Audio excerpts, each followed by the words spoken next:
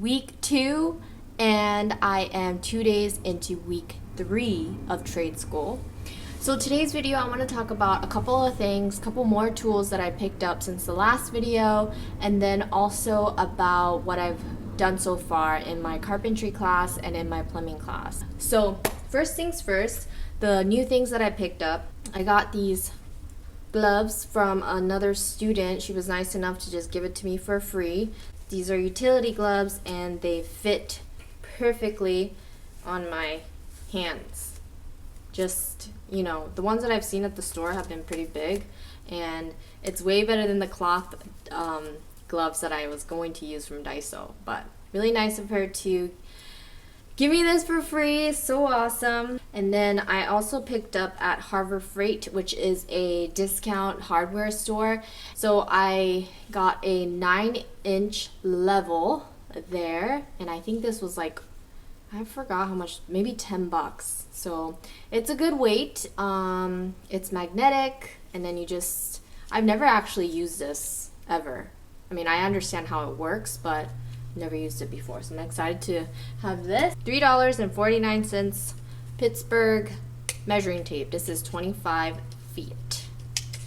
So, I mean, it's pretty heavy for what it is. I guess that's why it's super inexpensive, but I also picked this up and I'm going to add this to my tools. So next, I want to go right into what I've done so far in my construction/carpentry class. We used a handsaw just to kind of get the OG framework of how to use a saw, and then we used a chop saw. I used a stepping stool to put my foot on the edge that I was not going to cut, and then used the saw to cut off, I think we made a random measurement. The instructor doing it could cut off that piece in seconds. Me, I was like, oh my gosh, it's actually taking me longer.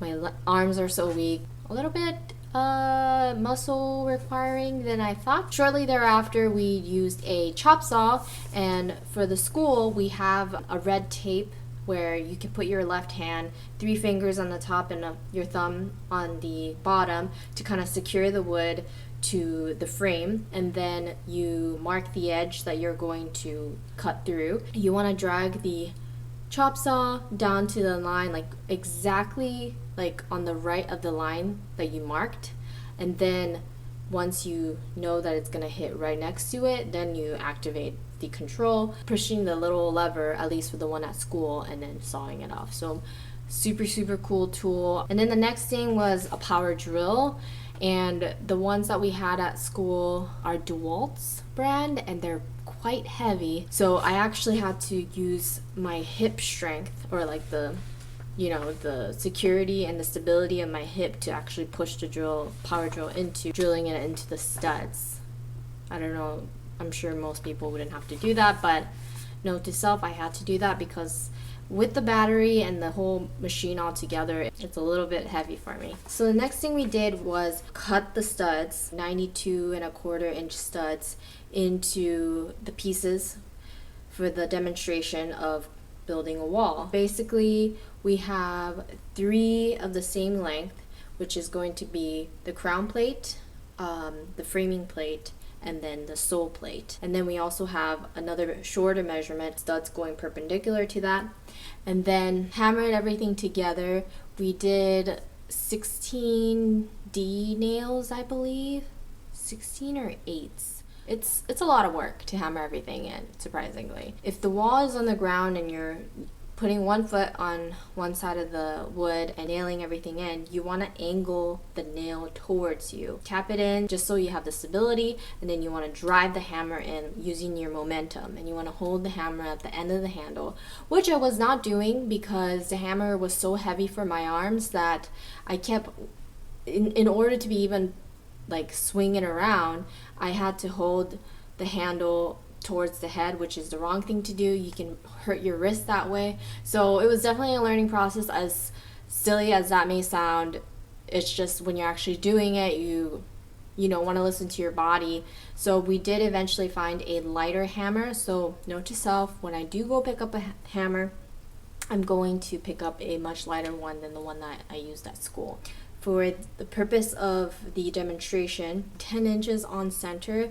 I think the code is 16 on center, which basically means middle of the stud and the middle stud next to it to be 16 inches from center to center. Next, we cut pieces of drywall for the interior side of the wall. When you screw in the drywall, you want to make sure that it's staggered. So like you'll have two big pieces and a small piece, and you want to do a big piece, a small piece, and a big piece. So you don't want two big pieces right under each other, because you want to stagger them for strength and so that it doesn't like crack right in half. So everything is done for a reason, which is a lot of information to take in, which is a lot to think about for just a simple wall that we just get to have. We cut those specific drywall pieces and we actually nailed them in with really tiny nails. For that, we use a brad nailer, which is like a pressurized nail gun. It's so fun to use. The drywall is on. We put mud as the first layer to cover the nails and make sure that everything is flush. Use wet paper to put on the edges of the wall, like touching the ceiling, touching the adjacent side. We also put it on the parts where pieces of drywall seal to one another. We did several coats of mud. We did skim coat, so that strengthens everything. Once it dries, we sand, we put a skim coat. And I think we repeated that process twice. So on the exterior of the wall, we measured the perimeter to apply a vapor barrier, and basically that's just like this black piece of paper you'll see in the photo. And then next we measured lath, which is kind of like a fencing material. Nailed that on together with bottle cap nails, which are the little orange buttons basically in the photo. We applied stucco. So stucco, you're supposed to have the first layer is going to be 3/8 of an inch, and that's called a scratch coat. And the second layer is another 3/8 of an inch, and that is called a brown coat. And then the last layer is a color coat, and that is 1/8 of an inch. So you should have a total of 7/8 of an inch of stucco. So we just did the scratch coat, or we mixed the stucco at school, and we got to see how, the ratio should be 3 parts sand to 1 part cement powder, and then a little bit of water. And I think the stucco was too wet, so as it was drying, the water was dragging everything down with gravity. And I think I do have a photo where it kind of separated and it looked kind of patchy, was breaking off the lath. And so the stucco should not be too wet, I've learned.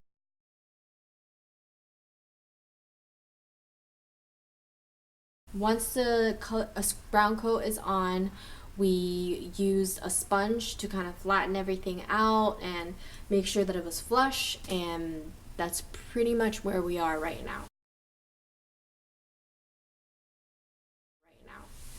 So with my plumbing class, I'm going to try not to be so descriptive because I am exhausted from explaining everything. We have the closet ring already installed on the floor, so you screw that on and then screw it out to the drain, and then we apply a wax ring, which is usually made out of beeswax because it has antibacterial properties, and then we anchor bolt and washer and nut screw all of that together to install the bowl and then attach the tank. It shouldn't wiggle too much. Anchor bolt, washer, and nut combination together too tight because it could crack the china.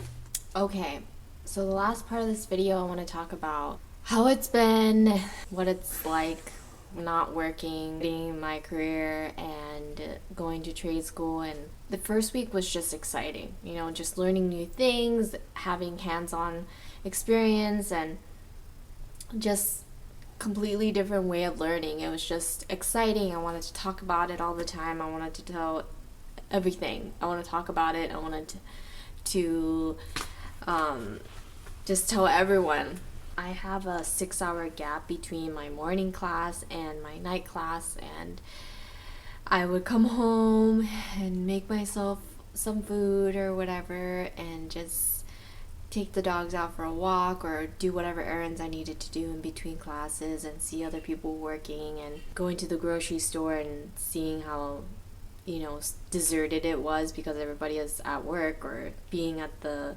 parking lot and knowing that people's cars are not here because they're at work. It's just, I started to get so in my head about, oh my gosh, I'm not working. Because if I chose to leave a job in the past, I got right into looking for a job. Like, that was a job. Looking for a job, researching, preparing for an interview, all of that was, in the whole process of getting to that next job. So because I'm not looking for a job right now, it just made me feel, I don't know, kind of stressed out and worried. And so I didn't want to get so caught up in, okay, I'm going to do well in school, because it's not going to trade school to do well in school. Going to trade school so that get a good footing for my business and be self-employed, be my own boss. It's just a different mindset, different perspective, and just being a different way to focus. It's just so different for me. And so I really struggled with that, and I think I still am struggling with the idea of not working and just learning, because even when I was going to school to get my bachelor's, I was working. Whatever it was, I always had income coming in, and to know that I don't, it's really nerve-wracking. And even though I have money in the savings and I'm doing fine, it's just, I'm almost counting the minutes of being unemployed, just not working. It's so stressful for me to think about, and it's like, to make myself more reassured, I research about the business, the tax filing aspect of it. I just got so overwhelmed, and so I'm trying to live in the moment and know that I'm fine. Yeah, this Friday, in 3 days, will be exactly 3 weeks since I quit my job, and I'm nervous. I'm so nervous. So to combat that, I'm trying to reflect as much as I can. But not only that, I decided to sign up to be a tasker on TaskRabbit so that I could get some more experience and get a little bit of side money too.